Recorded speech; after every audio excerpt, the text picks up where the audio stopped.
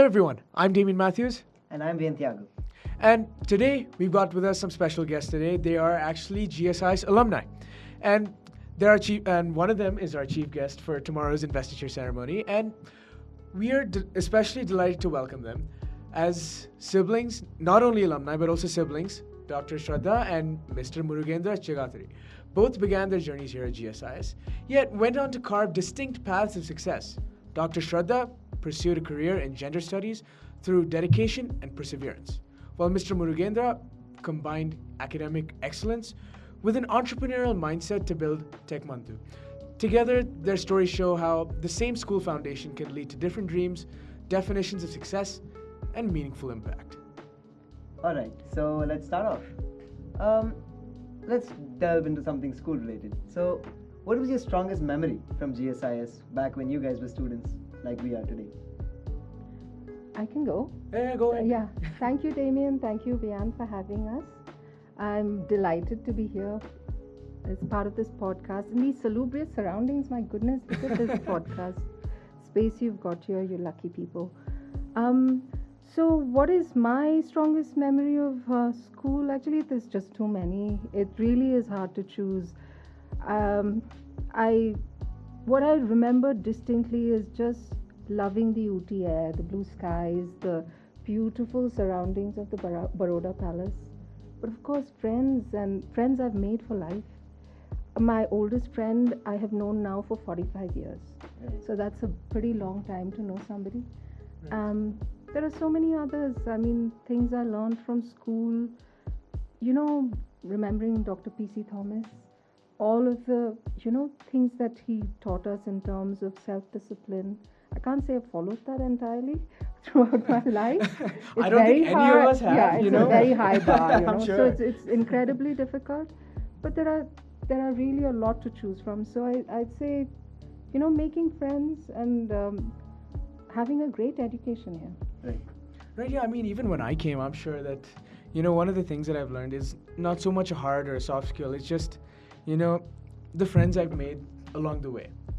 I know that I've made a lot of good friends, and I would not have had them if I didn't come to this school. Maybe in the beginning I was a little skeptical, residential school and all that. And eventually I came to realize it's not about all the other things. It's about the friends and the people you surround yourself with. Right, so let's move on to you, Mr. Guru. I will definitely back up the point about the friendship. I think I've had friendships that stayed with me for decades, like Shraddha mentioned. They're amongst my best friends even today. But I'll go to something that's very personal to me. I used to be a very bookish kid when I was in school. And one memory that sticks to me is sitting out on the lawn after school and reading a book, curled up in the grass, the freshly cut grass in the summer air by the fence, just enjoying my time, getting engrossed in a book. That's something that sticks with me even today. And that's the one I wanted to not tell you. Yeah, no, fair enough. Actually, I mean, there are other memories that I can share about mountaineering. I'm sure all of us remember our mountaineering days. We had these wonderful 15 days of just being out on camp, and we had bonfires, we did rappelling. I'm sure you have way more experiences of that sort now. But for us, it was something we really looked forward to. It was in year 7 at the time. Right. And that was something that you stayed on for, you wanted to be a part of it. I could add one more, just related to please. I know you got it timed, but you could cut this out if you want. But I told you the first time that our school started actually competing pretty well in inter-school sports. Mm-hmm. That was a big deal. Because we weren't very well known for sports. We were more, I guess the nerdy school and also maybe the spoiled school in some ways. And this was a big deal. It was a leap in a new direction. Yeah, that's right. I mean, 100%. The people you surround yourself with, and the experiences that you gain with such people, whether it's like Miss said, mountaineering, or whether you spend time, reading books. It's all about the experiences that you have as well. Mm-hmm. And of course, as individuals here at school, I mean, and like Sir said as well, he spent most of his time reading books. Okay. Yeah, fine. please, All right. and please call me Shraddha. Yeah, Okay. Yeah. So, like Muru said, he spent a lot of his time reading books, and yeah, I think a lot of us can define ourselves by maybe as interested in one thing or another thing. Say, for example, I would take myself, I'd say I'm a very athletic person. And I'll pass that question over to you guys. Was there anything specific you guys were known for in school? Oh man, I think I already gave it away. I was known for being very good at academics and all the curricular activities that. Oh, we have a topper amongst us. So yeah, and as with her, both of us are toppers. Okay. Yeah, so she was a topper as well, but she was also known for being a sports person. So yeah, that's with Shraddha. But yeah, that's what I was known for. But I think I stole Shraddha's point of view. I'm sure she knows there are other things that she probably want to talk about. Yeah. Well, actually, I'd like to talk about what I hope nobody remembers, and this might give it away. But I came second last in my first cross-country race, and that's a lasting memory for me. And I remember there was a time which I should absolutely not repeat again, which is, during a debate, I mean, it was all extempore, right? So what we had to do was we had to memorize it and go and, present it. And then I remember that, of course, I completely forgot what I had to say after 3 paragraphs. So I repeated the 3 paragraphs thinking, okay, let me now figure out whether it'll trigger my memory. Third time round, I still didn't. So I said, thank you, and I left. But this is the memories that I carry, like scars with me. But I hope what I'm remembered for by others is, I just enjoyed doing everything in school. I really did. I enjoyed the sports. I enjoyed, every bit of it. Every game, kho-kho, volleyball, and then drama, and then academics. Exactly. And, I mean, so, these are things that shape you. I mean, Right. that's inevitably what defines you. Yeah, go You know ahead. what I remember her for? Please Being go ahead. extremely competitive academically. That's what I remember her for. Please, I could never relate. So there is a gentleman who was her, the guy who would always sort of be. I wouldn't name him. I think he knows who he is.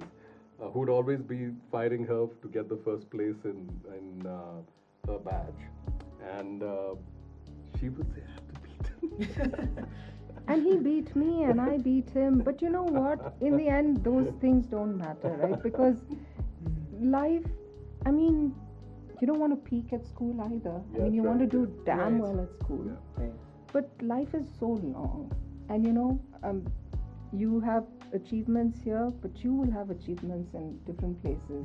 And that's what I know about all of my classmates and many of yours and very people we know, that success comes in different places, Right. and I really want, if anyone's listening, to take that away.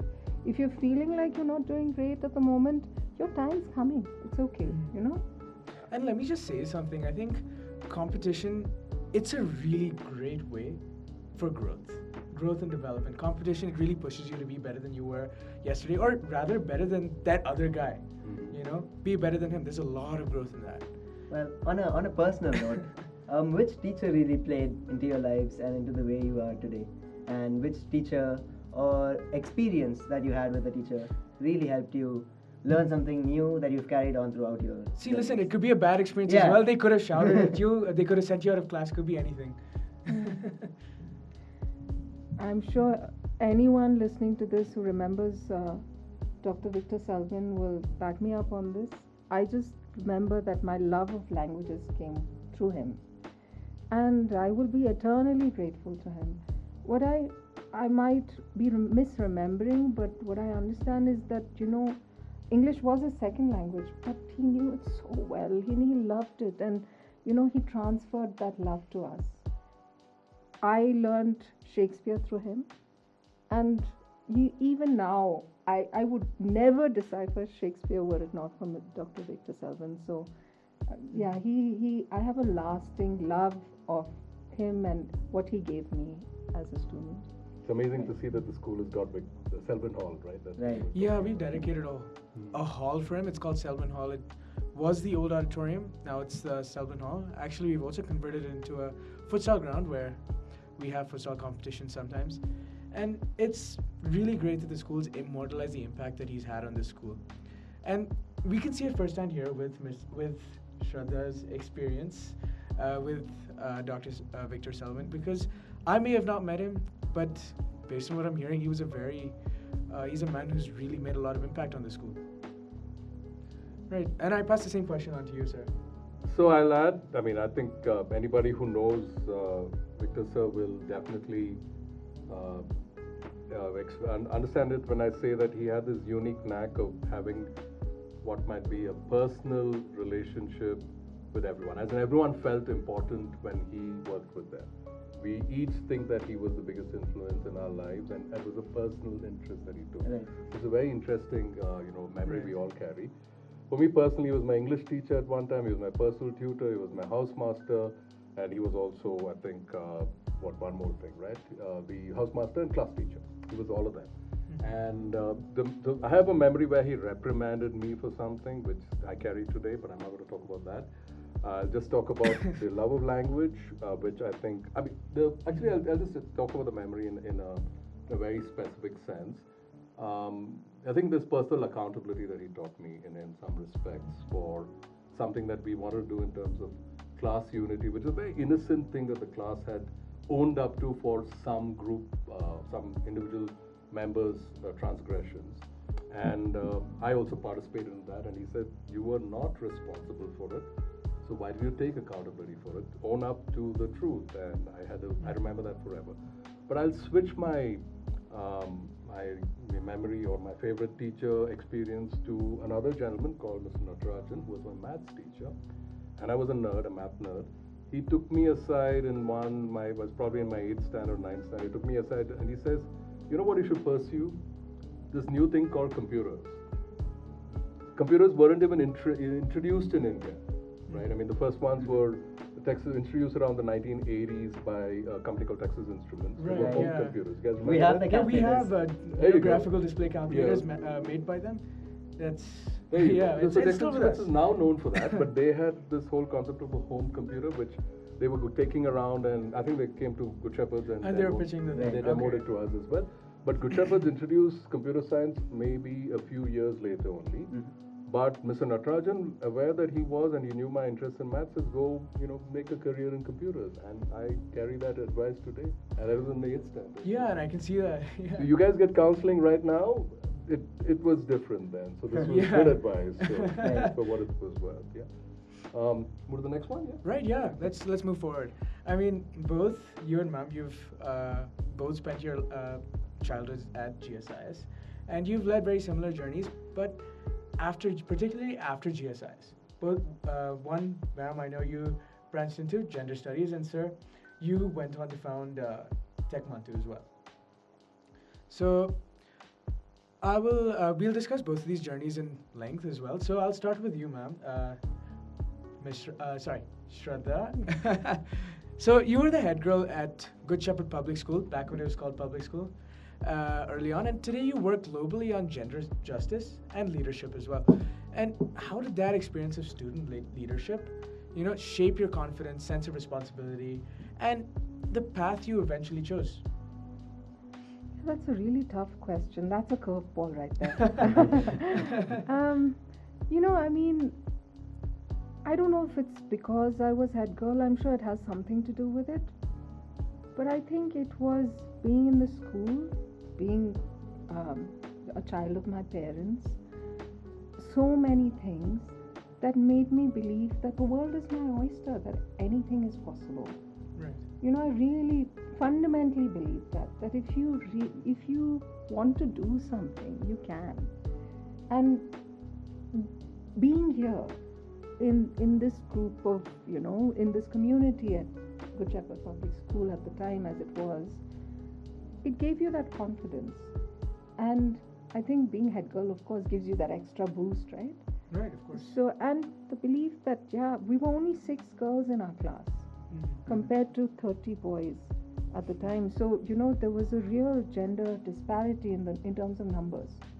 And of course, experiences too, not in school alone, but elsewhere, that make you kind of, that you have to jostle with the way in which the world is, as well as your own set of values and beliefs, that things are possible for women and girls. Right. So I think that sense of it came Yeah. from my experience here as well as elsewhere, but the confidence also Right, came yeah. from here as well as from my parents, and Yes. so that allowed me to take the path that I Right. did. Well, for another curveball, now that you've mentioned the inspiration behind where you got the idea to pursue gender studies, well, less than 2% of the world's population has a PhD. So, what really inspired you to pursue a PhD? And I'm sure it's really a rigorous course. And so, what was the toughest phase throughout your journey acquiring a PhD?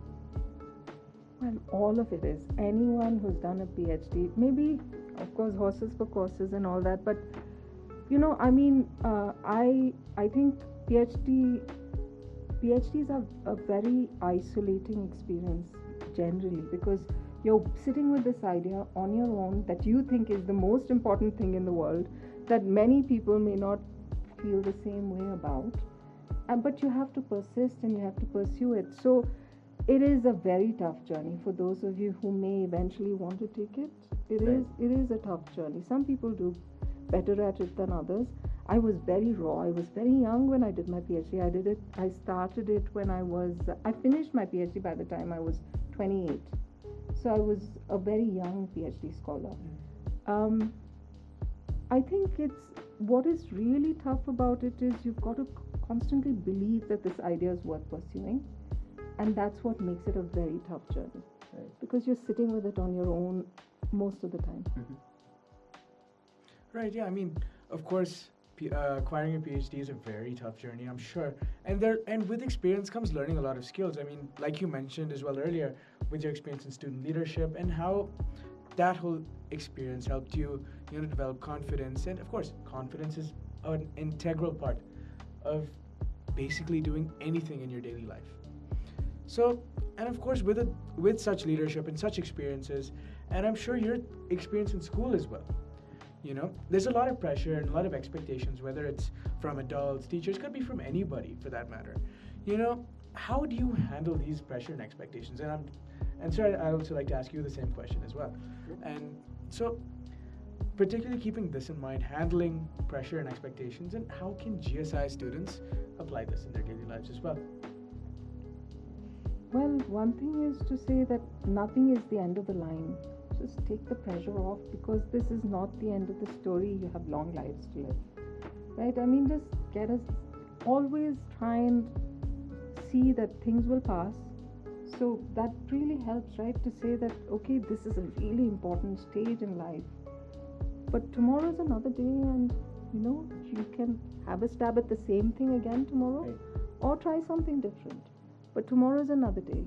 So I find, like I said, I don't know, this strong belief, and it comes from support systems. So having a strong support system around you enables you to believe that things, if you keep at it, of course, hard work is everything, right? If you keep at it, then things will happen. Right, totally agreed. And sir? I've seen Shraddha go through her PhD journey, and it was quite a pressure cooker, and I think she came out with flying colors. The family support definitely helped, but not just us, but obviously your partner and everyone else there in your university.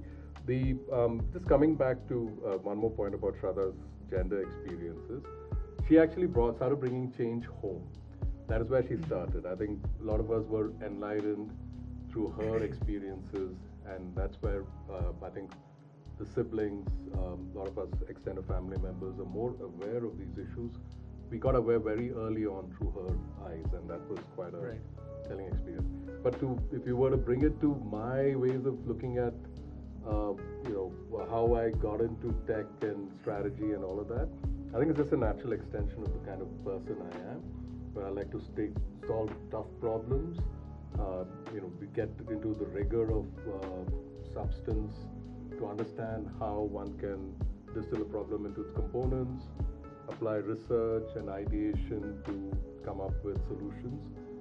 It's what my math background, my understanding of the sciences helped, and then to continue to build up on that in my engineering And then tech was a natural place for me to Yeah. express myself. That's what it is. Right. I mean, yeah, makes sense. I mean, you may have gone down two different journeys, two different paths altogether, but both of you put equal levels of drive and, passion into your careers.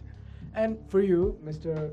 Muru, so your work at the intersection of strategy, technology, and execution. So how did your time at GSIS, how did that exactly, take a play in your success as a founder at TechMantu?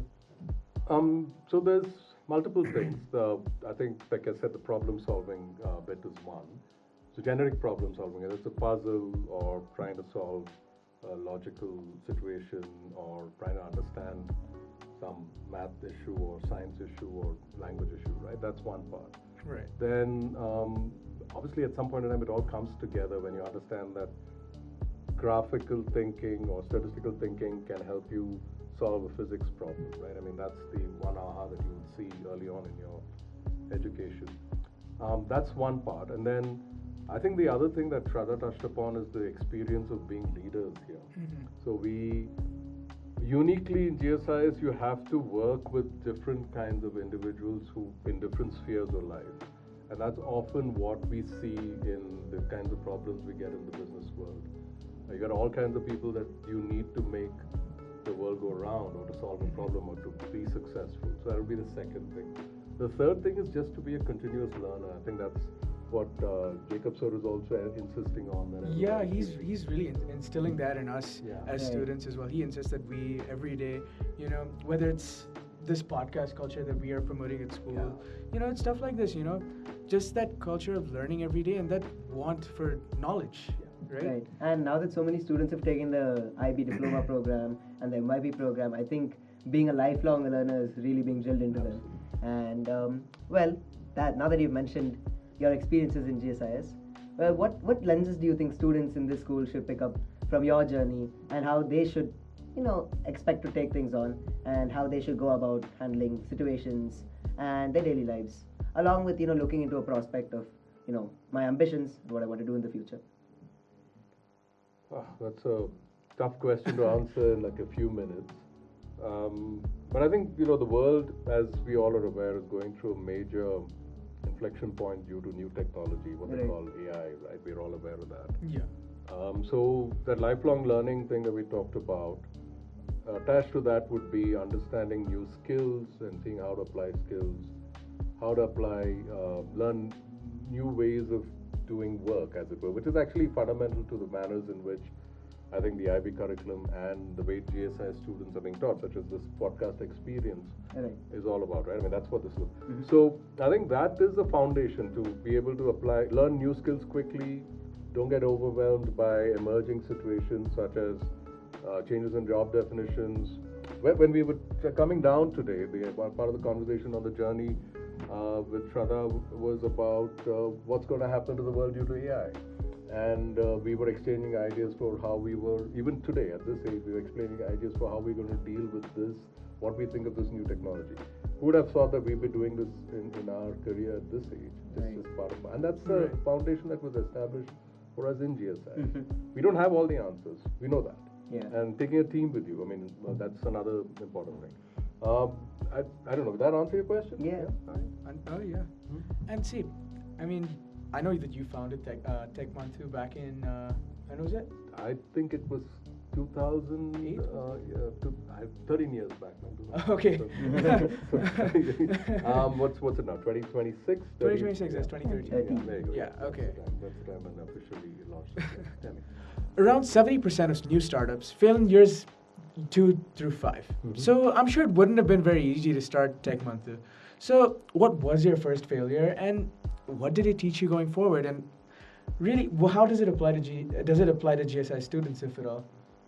I think the key thing about failure or looking at failure is grit and perseverance, right? I mean, if you have a dogged determination to make something work, then that's the way you look at most situations. So in business, you often have situations such as, the nature of work that a lot of startups do is to be dealing with problems they haven't dealt with before.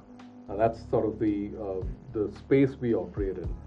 So imagine trying to deal with situations you haven't encountered before, and how do you do that?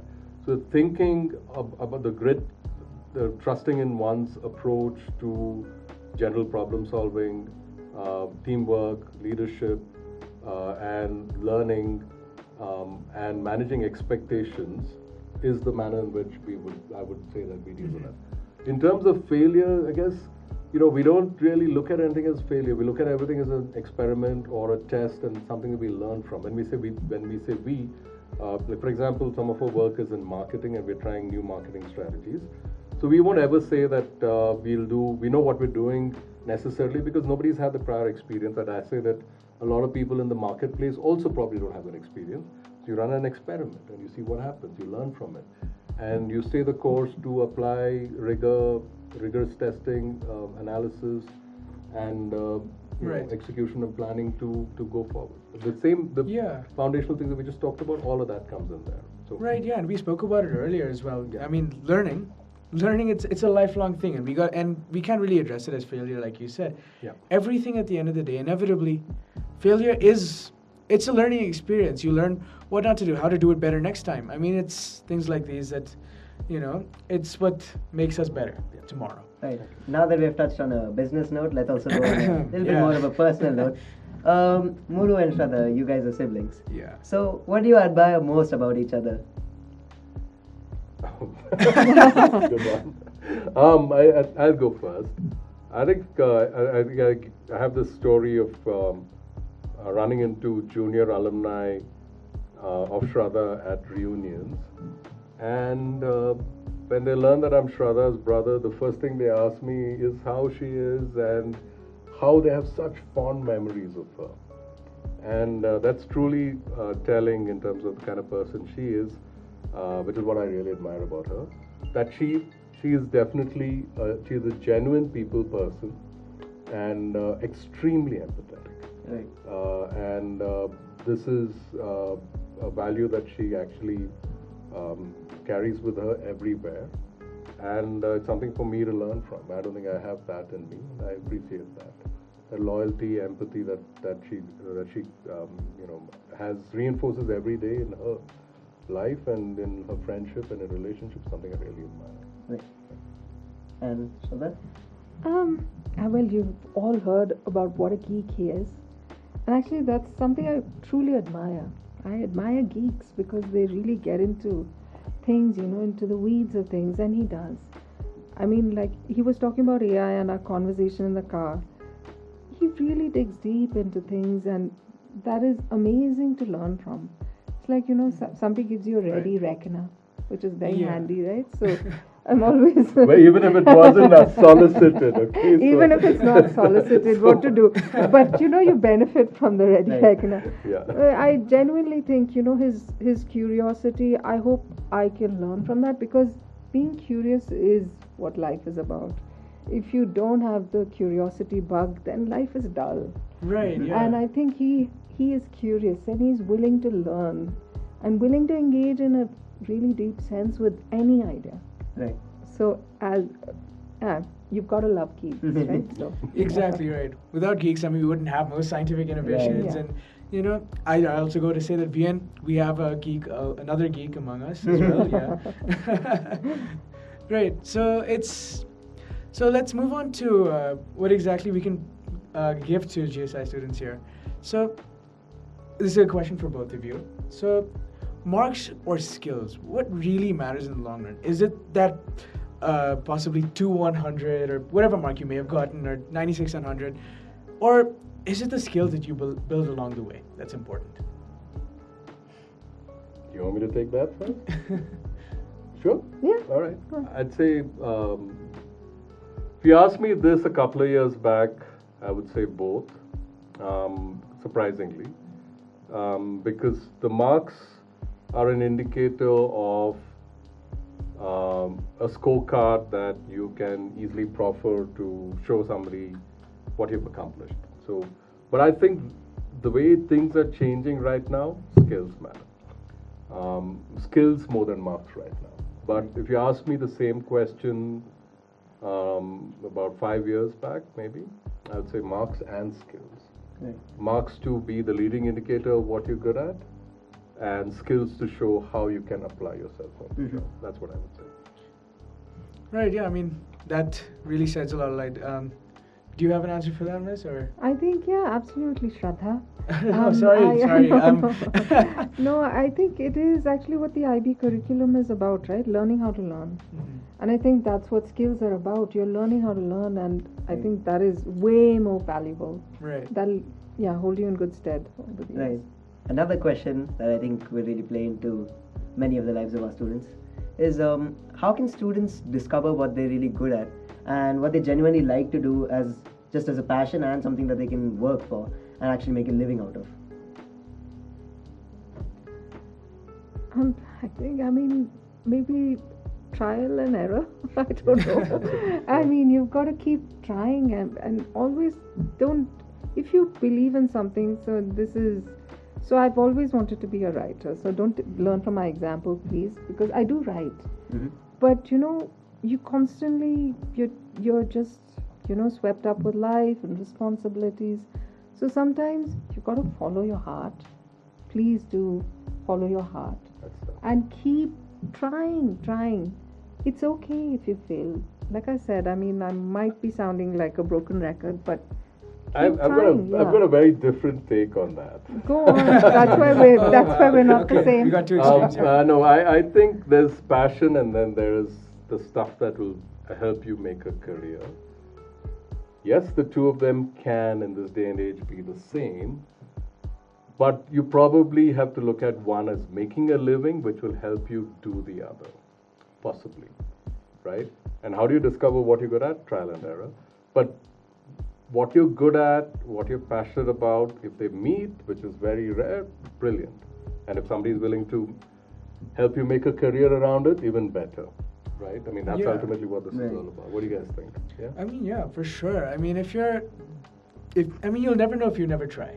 Yeah. That's one thing. And like you said, Muru, I mean, if you're extremely lucky to, if you have, if your job and what you can consider as a career somewhat aligns with your passion. Yeah. You are an extremely lucky person if that happens. Mm-hmm. And that's not to say that don't pursue your passions. 100% go ahead, pursue your passions, but it's all about trying.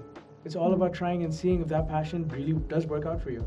Yeah. And that's what do you think? And I think it's also about being realistic, because having a passion is good. Everybody has passion. But actually digging into it as a hobby and doing it in your free time and finding time for it. I don't exactly know where I picked this up from, but I was once told that you find time for what you like to do. You don't get time. Yeah. And I think you really have to, get your own time to do it. And if it is your job, like Damien said, well, good for you. You're lucky person. It's great to hear that. Yeah. I think, as with Shraddha, a lot of us who were introduced to literature early on by Victor Sir, we all wanted to be writers. What do you think? So how many of us are writers? She does writing for a living, by the way. I do writing for a living, but not of the kind I'd love to do. So don't learn from my example. No, but the kind of writing does pay the bills for. Yeah, Come on, I think you're selling it short. Yeah, I mean, I think, sorry, I'm waffling now, but I think it is good for everybody to just, I know what you say. I know both of you are quite practical, right? You're saying if you can weld, all three of you actually, if you can weld your passions with what makes money, then that's good. But I think what I wanted to say was passion alone is not enough. Mm-hmm. I do come back to those two little words which are not so good, but that is hard work. Yeah. If you don't put the effort behind your passion means nothing. Right. It really is empty. Mm-hmm. And you have to back it up with hard work. Right. Really, keep at it. Yeah, hard work, it really matters, because turning up every day and having that discipline, turning up when you don't feel like it, see, like I said earlier, like Sir also said, Muru also said, what you do for a living, what really does pay the bills, might not always be your passion.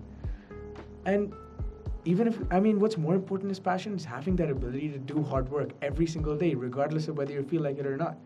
That is especially important in today's day and age. That is. Right. And I think along with being a hard worker, just because I'm a bit of a geek myself, being a smart worker is something that's important. Right. Actually managing your time There you go, effectively yeah. is something that really makes a difference in school when you're juggling so many opportunities, so many things to do, a lot of workload.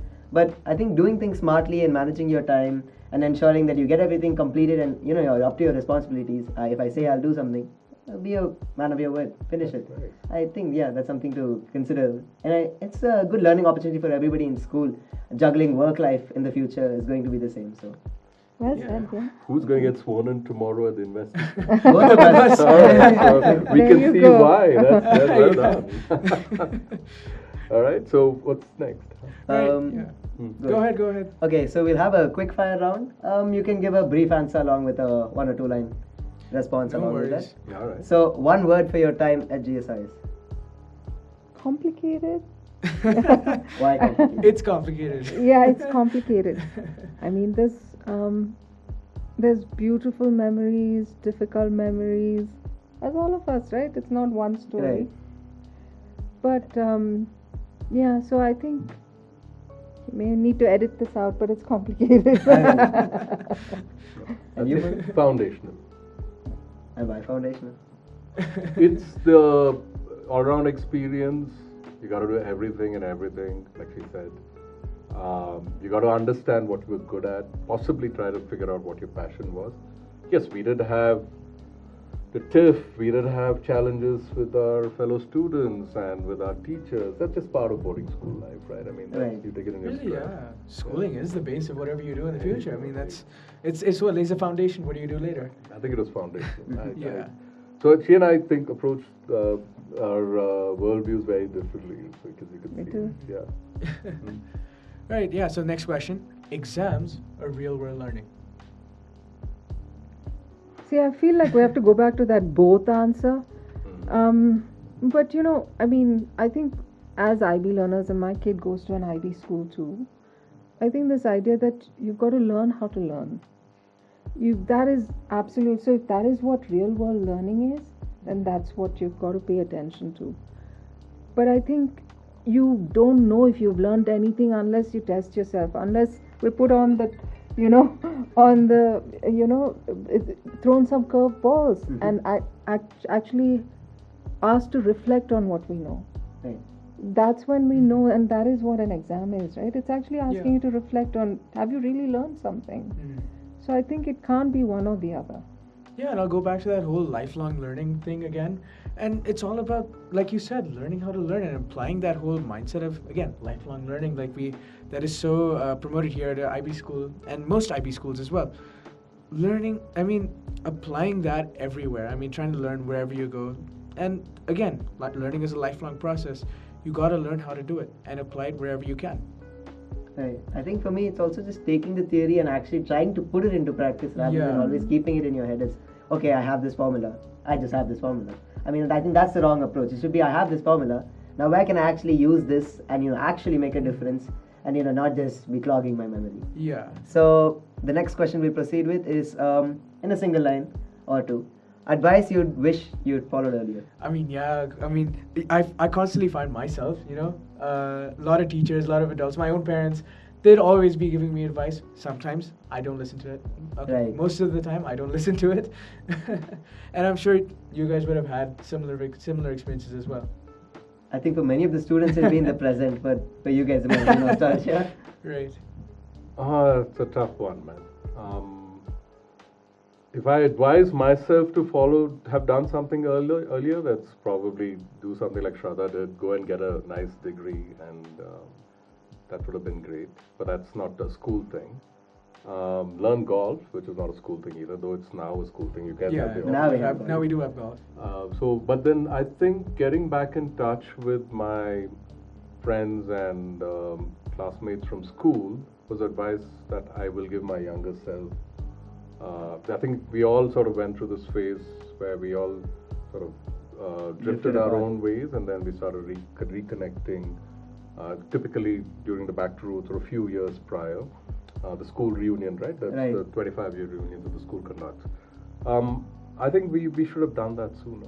And even the school community, we could have brought them together sooner with all our cohort, seniors, juniors. I think that would have been nice. There's so many fond memories, so many good friendships that I wish we had tried to double down on sooner. That's what I would say. That's from my GSIS experience. Right. Right. I think we've reflected a lot on, one is your experience at GSIS, your experience at TechMantu, and your academic journey as well, and your experience with student council. And I think moving on with that, on the note of reflection, I think that if you look at your own experiences and everything that we've spoken about today, how do you think, well, again, to both of you, how do you think success should be defined? Another curveball. I'm sure it's a very abstract concept. Yeah, no, it is. We should I invoke think- Dhamma here. I mean, that's a very difficult topic. I can't. Hmm. No, I can't do that.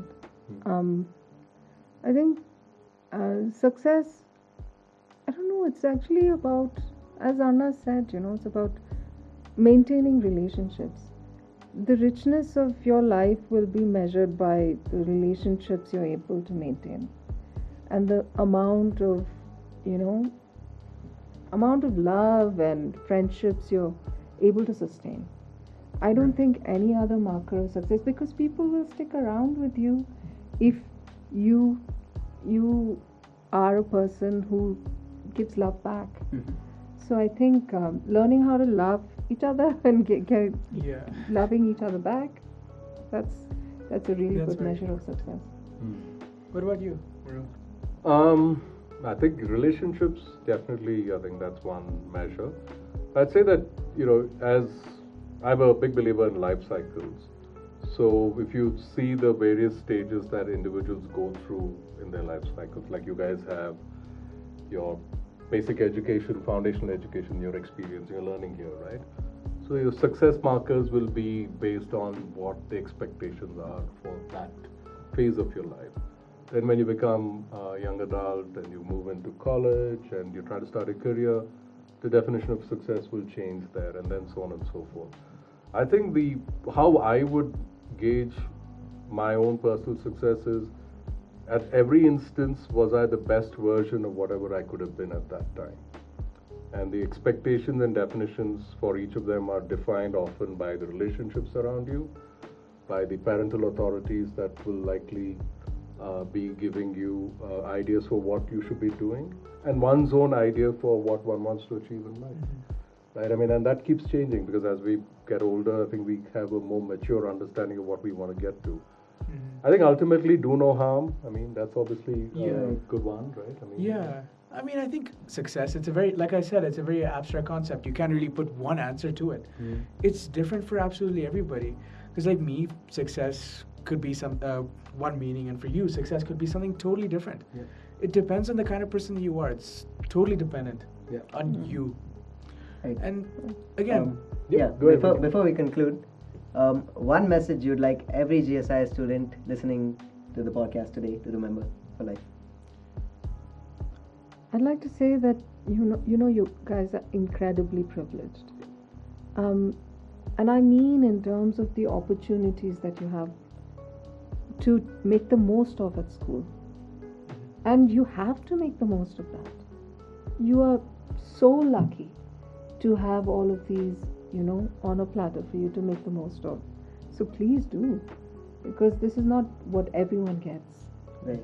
So you have to make the most of what you have.